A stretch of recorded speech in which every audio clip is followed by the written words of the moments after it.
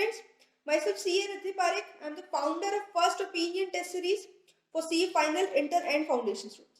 ये video CA Final students के लिए है. I am going to answer the most commonly asked question कि मैम हमें कौन सी बुक्स रेफर करनी चाहिए, कौन सी फैकल्टी की क्लासेस करनी चाहिए. तो डिटेल में subject by subject I am going to discuss with you. इसमें काफी सारी चीजें मैं आपको ऐसी बताने वाली जो मैंने खुद फॉलो की है when I was in CA final. ठीक है, तो स्टार्टिंग विद एफआर में आप CA सुमित साडा सर को फॉलो कर सकते हैं. यू कैन विजिट इस यूट्यूब चैनल पे जो है आपको काफी सारा यूजफुल कंटेंट मिल जाएगा फॉर एफआर. अगर आपने क्लासेस नहीं की हुई है तो you can take up his classes. अगर आप क्लासेस कर भी चुके हैं, आप कहीं और से भी कर चुके हैं, you can just go through YouTube contents में आपको बहुत सारा अच्छा कंटेंट मिलेगा. उनकी क्वेश्चन बैंक भी आपको यूट्यूब पे मिल जाएगी डिस्क्रिप्शन लिंक में. तो I think if you follow him FR में आपको बहुत ज्यादा और बहुत अच्छी हेल्प होने वाली.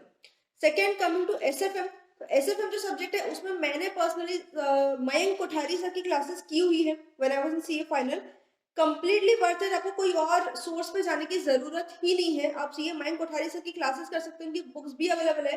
अगर आप क्लासेस ऑलरेडी कहीं से कर चुके हैं, आप ओनली बुक्स भी परचेस कर सकते हैं अगर आप चाहे तो. बट एक मेरा जो जनरल रिकमेंडेशन आपको रहेगा फॉर ऑल द सब्जेक्ट्स, चाहे आप किसी भी सब्जेक्ट की बात कर लें, आई रिकमेंड यू कि आप एक फैकल्टी को सिलेक्ट कीजिए. कोई भी एक फैकल्टी जो आपको जिनसे पढ़ने में मजा आ रहा हो, कोई भी एक फैकल्टी आप सिलेक्ट कीजिए and completely follow that faculty itself. जैसे एसएफएम में अगर आप सीए मयंक कोठारी सर को फॉलो कर रहे हैं तो उनके क्लासेस, उनके रिवीजन लेक्चर्स, उनके चार्ट्स, एसएफएम के फॉर्मूला चार्ट्स आते हैं मयंक कोठारी सर के. आप चाहे तो ओनली चार्ट्स भी ले सकते हैं. That is worth it. उन चार्ट्स को आप जो है आपका स्टडी टेबल पे या स्टडी रूम जो है आप उसको दीवार पे लगा के रख लीजिए. आप उसको देखते देखते ही पूरा की पूरा आपका जो है एसएफएम का प्रॉपर रिवीजन 10 मिनट के अंदर हो सकता है. तो charts is very important in SFM. Ma'am Kothari sir के चार्ट्स आप बिल्कुल भी ले सकते हैं. कोई भी फैकल्टी आप हो, उन्हीं के क्लासेस, उन्हीं के रिवीजन लेक्चर्स, उन्हीं के नोट्स, उन्हीं के चार्ट्स. एक फैकल्टी को आप अगर रिलीजियसली फॉलो करेंगे ना तो पक्का आपको हेल्प होना ही होना, उसमें कोई डाउट नहीं. आप ऐसा करेंगे कोई और फैकल्टी की क्लास, कोई और फैकल्टी के नोट्स, कोई और फैकल्टी के चार्ट्स, कोई और फैकल्टी के रिवीजन लेक्चर्स, पूरी खिचड़ी मच जाएगी. बिकॉज हर फैकल्टी का पढ़ाने का जो तरीका है वो अलग होता है. तो रिकमेंड किसी एक फैकल्टी को रिलीजियसली फॉलो कीजिए हर सब्जेक्ट में. सिलेक्ट कोई एक फैकल्टी. आप 2-3 फैकल्टी के डेमो लेक्चर्स देख सकते हैं क्लासेस बाई करने से पहले. जो भी फैकल्टी आपको लगे कि हाँ इनका बेटर है, आप फैकल्टी को सिलेक्ट कीजिए and then use this content to the end. सारा की सारा कंटेंट आप उस फैकल्टी का ही यूज कीजिए. Coming to the third subject, audit. Audit में मैंने पर्सनली पंकज गर्ग सर की बुक्स यूज की थी. पंकज गर्ग सर की मैंने ऑडिट की क्लासेस नहीं की थी, मैंने सेल्फ स्टडी की थी. पंकज गर्ग सर की क्लासेस आती हैं और उनके एक नोट्स भी आते हैं जिसमें सारे ऐसे जो स्टैंडर्ड्स ऑन ऑडिटिंग है वो चार्ट फॉर्मेट में दिए हुए होते हैं. सारे एसेस के चार्ट आपको बहुत ज्यादा यूजफुल होते हैं. एग्जाम के एक दिन पहले का जब टाइम होता है, one day revision, one day gap, जब आप एग्जाम दे रहे होते हैं उस टाइम पे एसेस के रिवीजन के लिए आपको सिर्फ और सिर्फ चार्ट्स ही काम आने वाले हैं. तो आप पंकज गर्ग सर की बुक यूज कीजिए या ना कीजिए. अगर आप उनकी बुक्स यूज कर रहे हैं तो आप उनके चार्ट्स रेफर कर सकते हैं. अगर आप उनकी बुक यूज नहीं कर रहे तो मेक योर ओन चार्ट्स या use chart of some other faculty. लेकिन चार्ट्स आपके पास एसेस के होने चाहिए. चाहे आप खुद बनाए, चाहे आप किसी फैकल्टी की यूज करें, बट ऑडिट के लिए आपके पास एसेस के चार्ट्स होने ही चाहिए. That is a must thing. तो पंकज गर्ग सर की क्लासेस भी अवेलेबल है.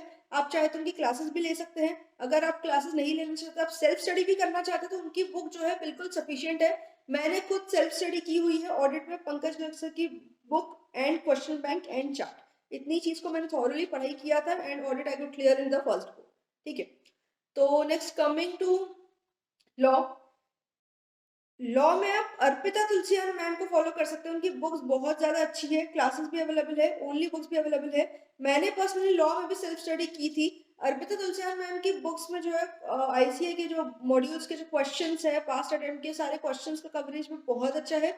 बुक्स में जो एक्सप्लेनेशन है थियोरेटिकल पार्ट का काफी चार्ट फॉर्मेट में है. तो it is a good book. मैंने खुद बुक को देखा हुआ है, स्टडी किया हुआ है अच्छे से. You can go for classes and for her book. तो लॉ के लिए मुझे लगता है अर्पिता तुलसियान मैम क्या आप रेफर कर सकते हैं. नेक्स्ट कमिंग टू SCMP, जो आपका strategic cost management and performance evaluation का सब्जेक्ट है. This subject is more of theory rather than practical. Practical questions भी आपको इसमें सॉल्व करने होते हैं बट उसमें वेटेज थोड़ा कम होता है. इसमें बेसिकली होता है कि आपने जब क्वेश्चन सॉल्व कर लिया है देन दे विल आस्क कि इवैल्यूएट योर आंसर या फिर एग्जामिन योर आंसर या फिर एनालाइज योर आंसर. आपने जो भी कैलकुलेशंस किए हैं उसको आपको जस्टिफाई करना होता है, या आपको उसको एक्सप्लेन करना होता है, या आपको उसको प्रैक्टिकल सिनेरियो में इम्प्लीमेंट करके दिखाना होता है। तो एससीएमपी के लिए राकेश अग्रवाल सर है, सीए राकेश अग्रवाल। इनकी क्लासेस मैंने खुद पर्सनली की हुई है, मैंने सीए फाइनल। इनकी क्लासेस, इनके नोट्स आप यूज कर सकते हैं। थोरो कंसेप्ट आपके सारे के सारे क्लियर हो जाएंगे। He is the best faculty for SCMP. तो आप राकेश अग्रवाल सर को फॉलो कर सकते हैं फॉर एससीएमपी। उसके बाद आता है आपका इलेक्टिव सब्जेक्ट। तो इलेक्टिव सब्जेक्ट, क्योंकि उसमें 6 सब्जेक्ट्स है, तो आई एम नॉट डिस्कसिंग सारे सब्जेक्ट्स यहाँ पे, because it will take too long. तो इलेक्टिव सब्जेक्ट के लिए अगर आपको पर्सनली कोई डिस्कशन करना है तो you can contact me personally. Video के डिस्क्रिप्शन में मेरा कॉन्टैक्ट नंबर, वेबसाइट की लिंक डाली हुई है। You can contact me on WhatsApp through that number. Elective subjects के लिए मैं यहाँ पे डिस्कशन नहीं कर रही हूँ। नेक्स्ट वन मोर, एक छोटी सी टिप जो मैं आपको देना चाहूंगी। मैं आपको ये क्लासेस और फैकल्टीज का जो बता रही हूँ, this is the first step towards a preparation. लोगों को लगता है जैसे आपने क्लास कर ली, मान लो क्लास के साथ आपने एक बार पढ़ भी लिया, क्लास के साथ साथ आपने रिवाइज भी किया, तो हमको लगता है कि हाँ मेरा वो सब्जेक्ट हो गया। फॉर एग्जाम्पल हमने एफआर की क्लास कर ली, ठीक है, क्लास के साथ या क्लास के बाद आपने एक बार पढ़ लिया, हमको लगता है हाँ एफआर तो मेरा पढ़ के हो गया, I am quite sure FR में तो मेरा एक बार तो भी पढ़ के हो गया, तो हमको लगता है कि हमारा सब्जेक्ट पढ़ के हो गया। But I just want to ask you कि सिर्फ पढ़ाई सफिशियंट है क्या? डू यू रियली फील कि सिर्फ पढ़ाई सफिशियंट है? बिल्कुल भी सिर्फ पढ़ाई सफिशिएंट होती तो सारे के सारे स्टूडेंट्स जो एग्जाम में आते हैं ऑब्वियसली 2 दिन पहले पढ़ के नहीं आते, वो ऑब्वियसली मिनिमम 1 मंथ 2 मंथ या 3 मंथ से पढ़ रहे होते। सिर्फ पढ़ाई से पास होना होता तो हर कोई पास हो जाता। इसी एग्जाम्स में हर कोई पास होता नहीं है। What you have to do is study is one thing, next step is your retention. आपको चेक करना है कि आप कितना रिटेन कर पा रहे हैं। नेक्स्ट इज रिकॉलिंग, अब रिटेन कर पा रहे हैं, कितना रिकॉल कर पा रहे हैं। And the next thing is writing it. Mind memories की सबसे इंपॉर्टेंट ये होता है कि एग्जाम के जो 3 घंटे होते हैं ना, वो 3 घंटे में पेपर में क्या उतार के आते हैं, that is what decides your fate. आप 6 महीने से पढ़ रहे हो या आप 3 महीने से पढ़ रहे हो, उससे फर्क नहीं पड़ता। आपको क्वेश्चन पेपर में से कितना आता था कितना नहीं आता था उससे फर्क नहीं पड़ता, अपने पेपर में कितना लिख के आया उससे फर्क पड़ता। 100 मार्क्स का पेपर आया, आपको 100 में से पूरा पेपर आता था, बट मे बी टाइम कम गया, मे बी आपकी स्पीड कम थी, या मे बी आप पैनिक कर गए। अगर आप आंसर शीट में आंसर उतार ही नहीं पाए तो उससे कोई फायदा हुआ क्या? Not at all. आपको अगर आंसर आता भी होगा बट लिख नहीं पाए तो उससे कोई फायदा नहीं होता। So writing practice is the last thing. I just repeat, study, retain, recall, write. आपकी पढ़ाई सिर्फ स्टडी करने से खत्म नहीं हो जाती। स्टडी करने के बाद 3 चीज और करनी होती, रिटेन करना है, रिकॉल करना है, राइटिंग प्रैक्टिस करनी है। जब ये चारों चीजें आप प्रॉपरली कर चुके होते हैं तब आपकी पढ़ाई अच्छे से होती है। तो राइटिंग प्रैक्टिस करना बिल्कुल मत भूले। At first opinion we provide test series for all levels of C exam. इसमें हमने यूनिट टेस्ट और फुल टेस्ट बहुत स्ट्रैटेजिक तरीके से जो है डिफाइन की हुई है, जिससे आपको 100% बेनिफिट होना ही होना है। बेनिफिट नहीं होगा you can come to me tell me कि मैम हमने टेस्ट लिखी थी और फायदा नहीं हुआ, ऐसा, क्योंकि I can give you guarantee कि ऐसा हो नहीं सकता। Coming to your next subject, direct tax international taxation जो है, इसमें अगर आपके पास सफिशिएंट टाइम अवेलेबल है, आपके एग्जाम को अगर काफी टाइम बचा है और आप डीटी में बहुत ज्यादा थॉरली पढ़ना चाहते हैं, तो definitely you should go with Vinod Gupta sir. Vinod Gupta sir की जो क्लासेस है, जो बुक्स है, बहुत ज्यादा इनडेप्थ है, बहुत ज्यादा थॉरो है। But then I tell you कि अगर आपके पास टाइम कम है, डीटी ऑलरेडी बहुत वास्ट सब्जेक्ट है, इट इज वेरी वास्ट। अगर आप विनोद गुप्ता सर की क्लास करते हैं तो वो थॉरली पूरा पढ़ाएंगे, बट देन टाइम काफी कंज्यूम हो जाता है। अगर टाइम आपके पास कम है, you can go for Bhanwar Purana sir. Bhanwar Purana sir की क्लासेस भी बहुत अच्छी है, भंवर पुराना सर भी बहुत अच्छा पढ़ाते हैं, विनोद गुप्ता सर भी बहुत अच्छा पढ़ाते हैं। अगर आपके पास टाइम कम है और आप जल्दी क्लास फिनिश करना चाहते हैं, go with Bhanwar Purana sir. अगर आपके पास टाइम है, सफिशियंट टाइम है और आप बहुत डिटेल में डीटी को स्टडी करना चाहते हैं, go with Vinod Gupta sir. Vinod Gupta sir की भी बुक्स अवेलेबल है, 5 मॉड्यूल, एक समरी बुक है, एक क्वेश्चन बैंक है। भंवर पुराना सर की भी 2 कॉम्पैक्ट है और एक कंपाइलर बुक अवेलेबल है। Next coming to IDT, IDT में can go with CA Yachna Mutha ma'am. CA Yachna Mutha ma'am, इनकी क्लासेस अवेलेबल है, इनकी बुक्स भी अवेलेबल है। आप चाहे तो ओनली बुक्स भी परचेस कर सकते हैं। बहुत क्रिस्प, कंसाइज और कंसेप्ट ओरिएंटेड स्टडीज है। इनकी क्लासेस करने के बाद आपको आईडीटी में कोई और चीज रेफर करने की जरूरत नहीं पड़ेगी।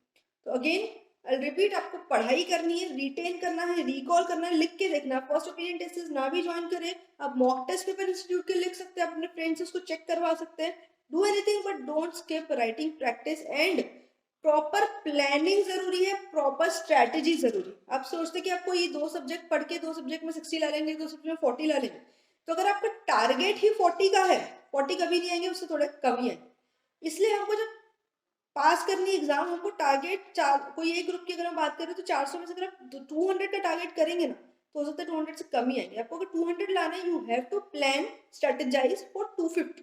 तो उसके लिए प्लानिंग कैसी होनी चाहिए, आपको किस तरीके से स्टडीज करना है, कौन से सब्जेक्ट को कैसे किस अप्रोच से पढ़ना है, कौन सी टेस्ट कब अपियर करनी है, उसके लिए आई कैन हेल्प यू।